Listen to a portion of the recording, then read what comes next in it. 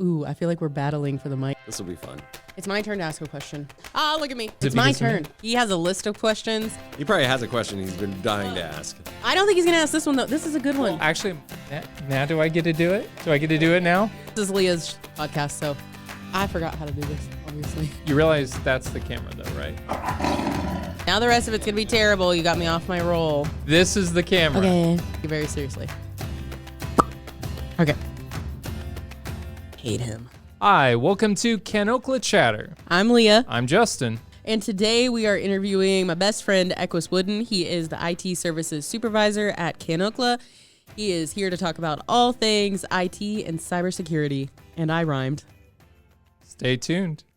Equis, thank you for joining the podcast today. And from what I know, you two have been working together for quite a while at Kanokla. Yeah, I've only been here 6 years, but Equis has been here 37 years today, actually.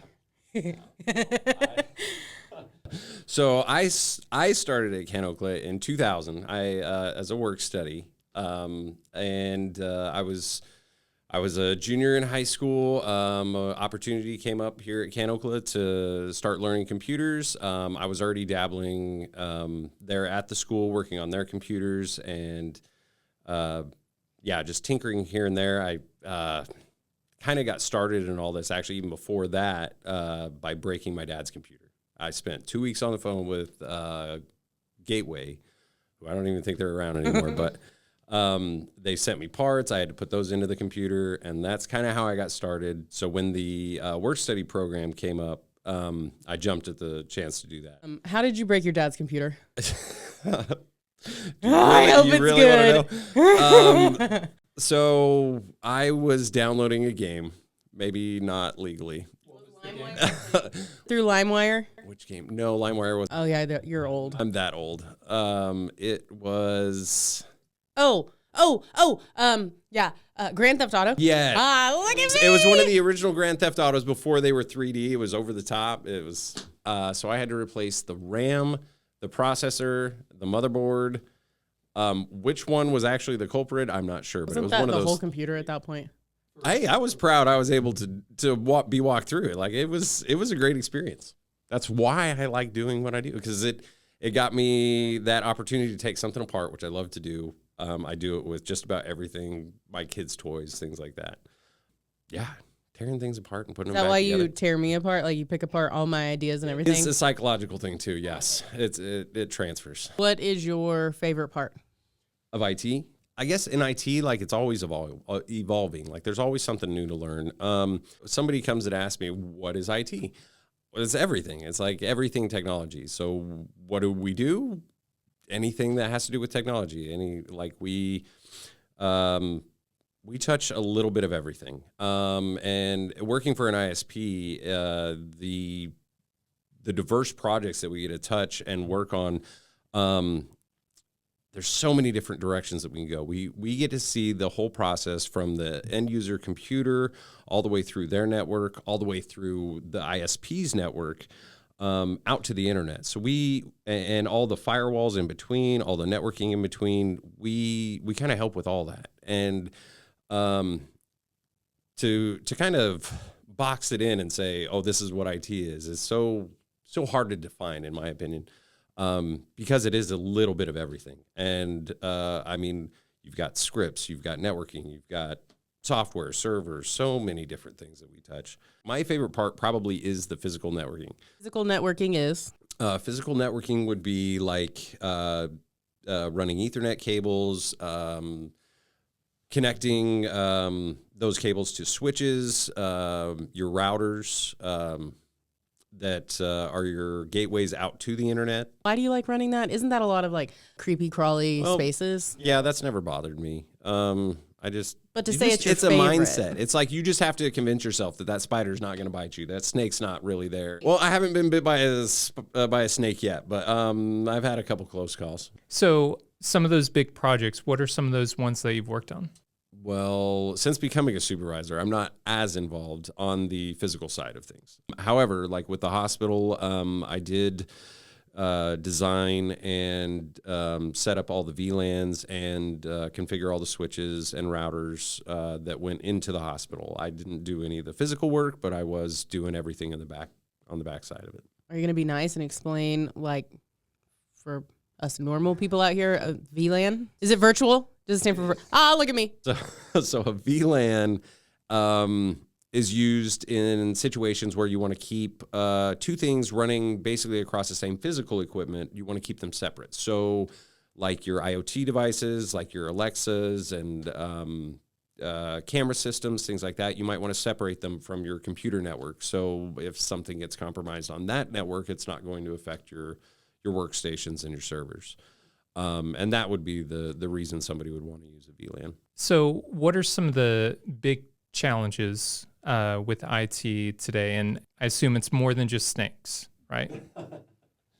Virtual snakes, cyber snakes. Yes, cybersecurity is one of the big issues lately. Everybody's got to worry about ransomware, brute force attacks, things like that, and trying to keep ahead of that and make sure that our customers are protected against those kinds of things. Would a brute force attack be? Just like some guys in suits saying, be a shame if something happened to your business? So a brute force attack is like a repeated attempt at logging into a piece of equipment. If that piece of equipment doesn't have some kind of restriction that limits like the number of attempts, then somebody can sit there all day and just guess at passwords. And with computer algorithms and things like that now, it can happen, and you can do hundreds of attempts in a matter of seconds or milliseconds. You have to get out in front of that. You have to remember to set those restrictions so that after so many failed attempts, you block that IP address or block that login from even having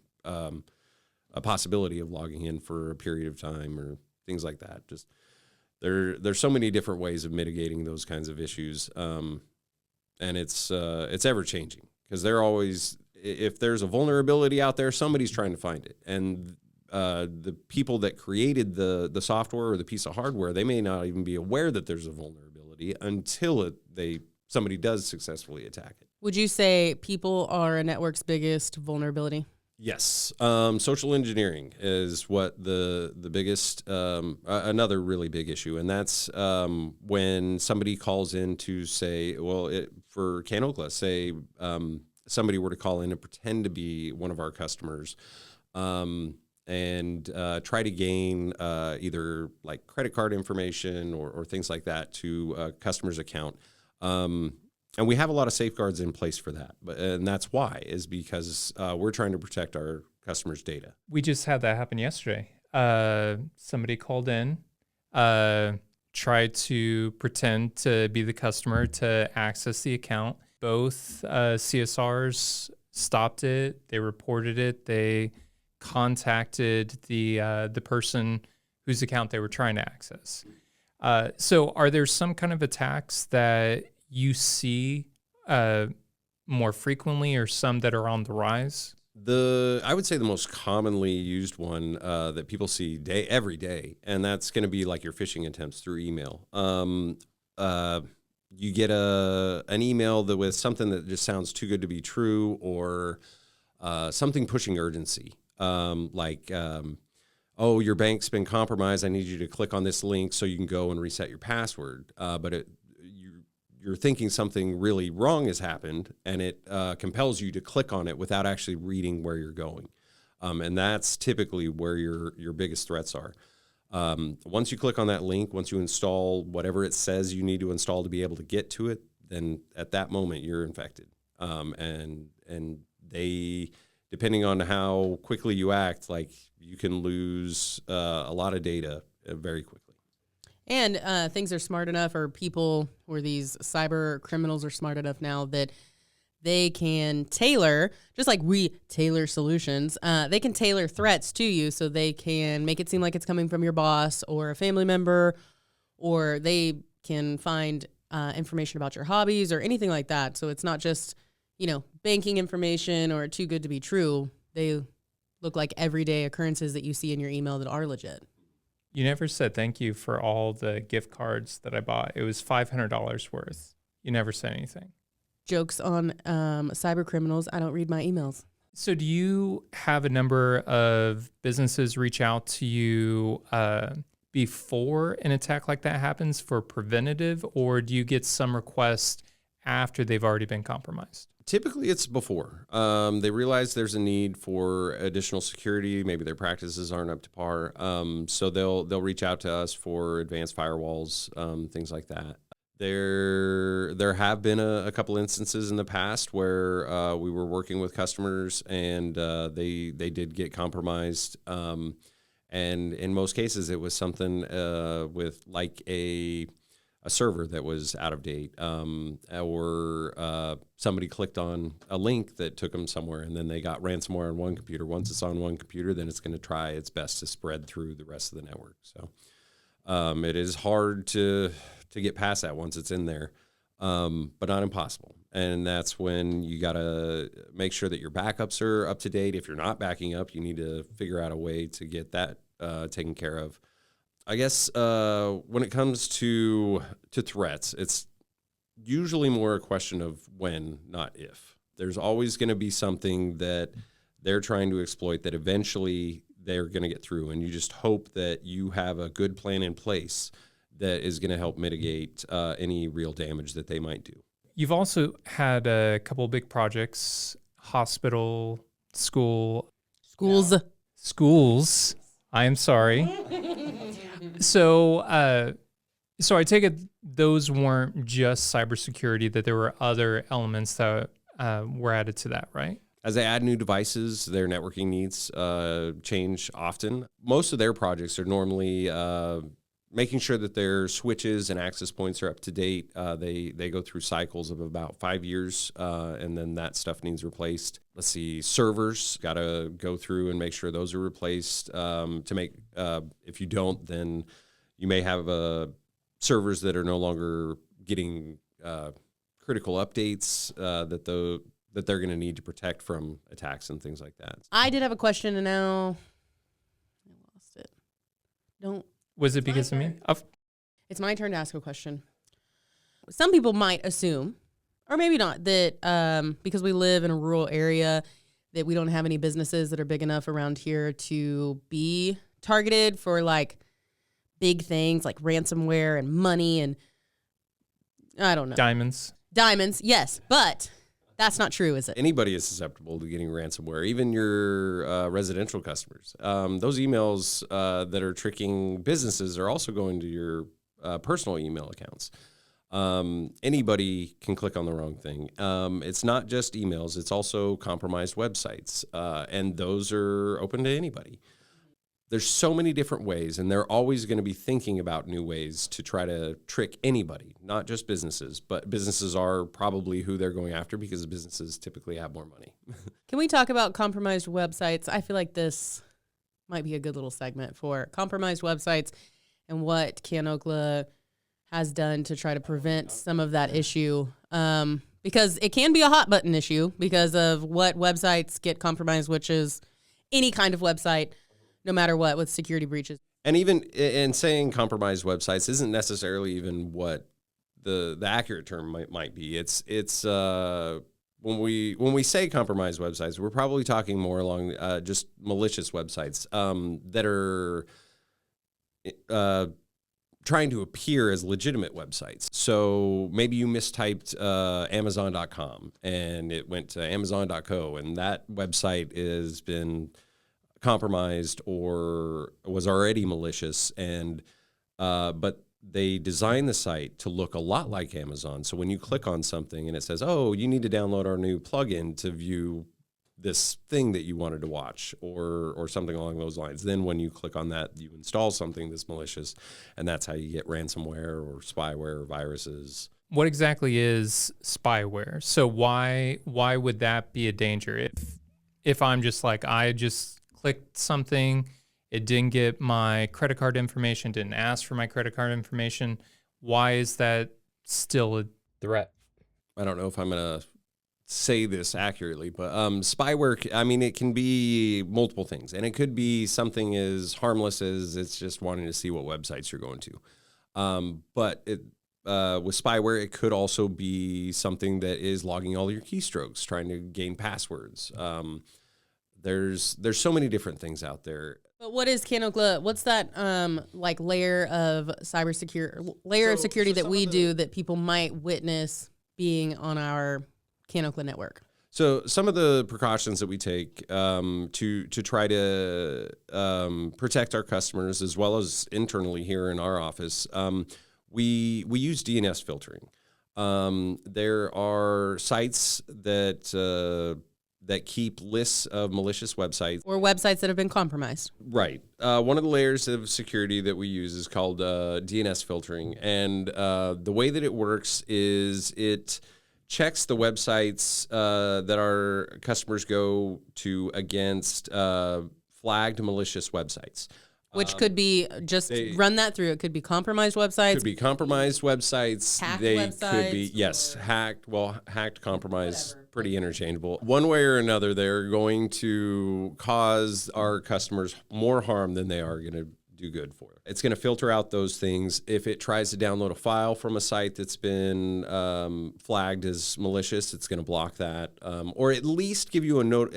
I say it's going to block it, but it's not going to block it. It's going to give you a notification saying, hey, this has been flagged. Are you sure you want to go to this site and download this file or view this? Like, it's kind of a risk. Maybe you should rethink this. And these systems, they are fairly accurate in most cases, but there are instances where maybe a website was compromised, but they've fixed that issue and then it hasn't gotten cleared up in the databases, so then it's still getting triggered. It's more of a check. It's like, hey, just make sure you're going where you want to go. So it checks it against a database. It's not anything that we are looking at internally. We get no logs of what websites. We can track the kinds of websites that are most often visited, but not individually. It's not something where we're watching one customer's everything they're going to. It just shows us a generalized list of this is what your customers are tending to be, or this is what we're flagging from the majority of your customers. And how many hits that it is, but it doesn't tell us who went there, and we're not interested in that data either. We don't care. We're just trying to protect the customer. Because ultimately, we are a broadband company. We want people to use the internet as much as possible. Like, go wild, use the internet 24/7. We just want our network to be secure. We want our customers to be secure, and if websites do have some kind of security threat or breach, why not let them know, like, hey, this warning is just a pop-up, and they can still go into it, right? Yes, and in that same respect, those same safeguards that we're putting in place, yes, they're there to protect our customers, but they are also there to protect our infrastructure as well. So if a customer does go to a malicious website and they download and install something that is going to act maliciously, it's very possible and very likely that that compromised computer of that customer is then going to turn around and try to attack our network and our infrastructure. And if that were to happen and they were successful, then that could affect every one of our customers. So by protecting the individual customers and keeping them safe, it's also in turn keeping us safe and less at risk from outside threats. There are certain websites that will always be targeted more than others because of the content on there, or maybe it's more of an emotional pulling website. Maybe it's a website that's taking donations. Maybe it's a political website. Maybe it's not. They're going to try to weasel into some places more than others. The psychology behind what you're talking about is these threat actors, as they tend to be called. They're trying to play on your emotions. Like, they want you to have an emotional response to an image or a headline or anything like that. And politics is definitely one thing that people get very emotional about. So those are often targeted as by threat actors trying to get people to click on things. You also see it with pop stars and celebrities. It's like, oh, so-and-so broke up. Click on this for the news. The less information they give, but the more alluring it sounds, usually those are your things you want to pay attention to and maybe be a little leery of. Are there sometimes some different parts of the year where there's more of these attacks that pop up? I see them so often. I mean, I get daily spam calls, people trying to sell you something. I never answer them, so I don't know exactly what they're trying to get me to do. But I think most people tend to ignore those kinds of things anymore. Right now, during holiday season, definitely seems like a very logical time for them to try to attack everybody because everybody's expecting a package around now. They want to get their Christmas presents. I would say the best advice as far as those things go, anytime you get something like that, instead of clicking those links, go to your app, go to where you purchased from, go to the website and check the status in there. Because if something is wrong, that's going to be listed there. Be leery of any notification that just pops up at you.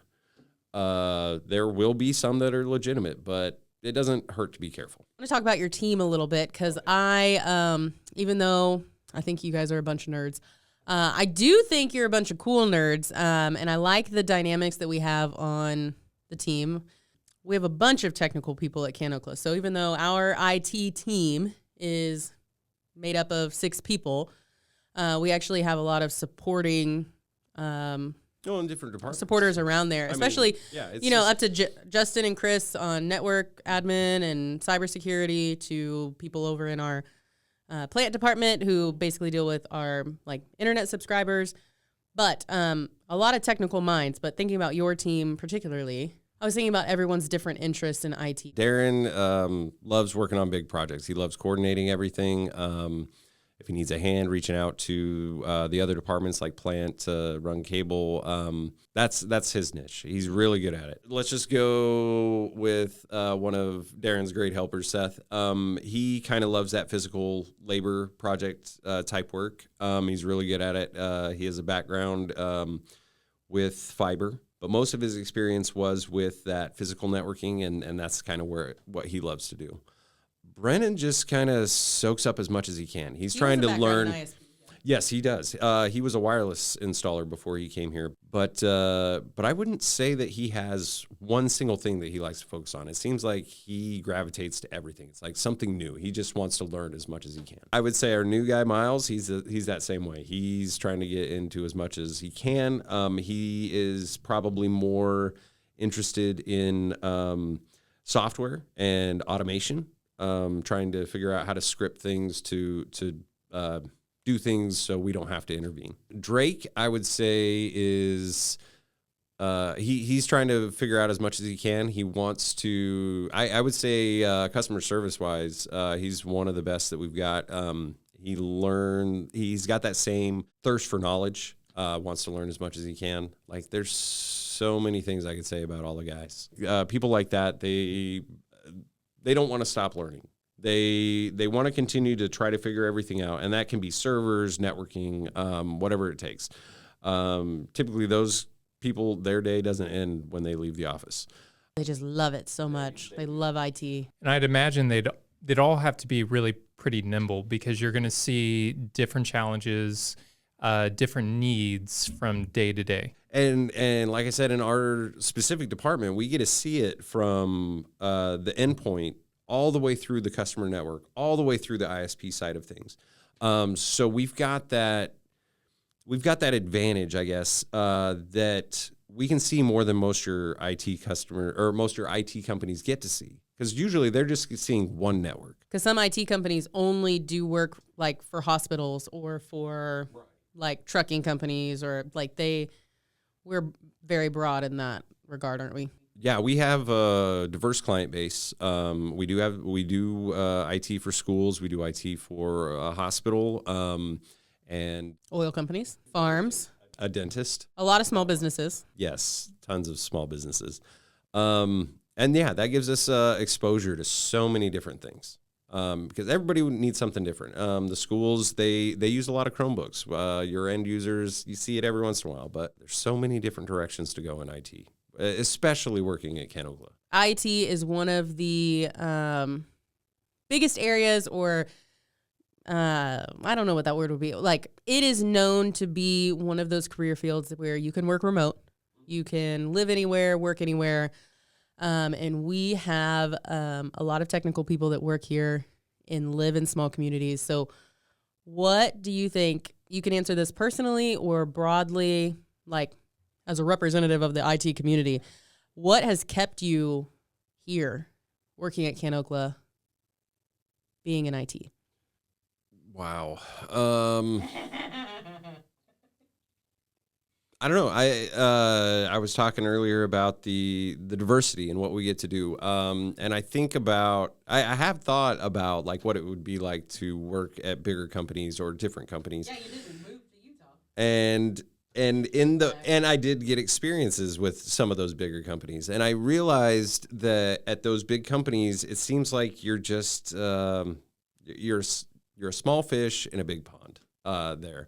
But not only that, it's you're typically limited in what you get to work with and experience in those bigger companies because they tend to hire for specific skills, and you're only going to work on that. But here at Kanokla, we get the opportunity to touch anything. Like we help the CO guys on occasion, so we get to see what their network's like. We of course see our individual customers, and every one of them has a unique network. And it's that diverse exposure to all these different technologies, I think, that has kept me here. I don't think I would get that anywhere else. All right. Well, hey, thank you very much. Thank you very much for coming. And I know I've learned a lot. Have you learned a lot? No, I knew it all. We talk all the time. I'm basically in the IT department. Really? Yeah. She's in there, I don't know, whenever she's down here. Your mail is being forwarded there. Yeah. Well, thank you very much for coming in, and For having me. absolutely. Never again, though.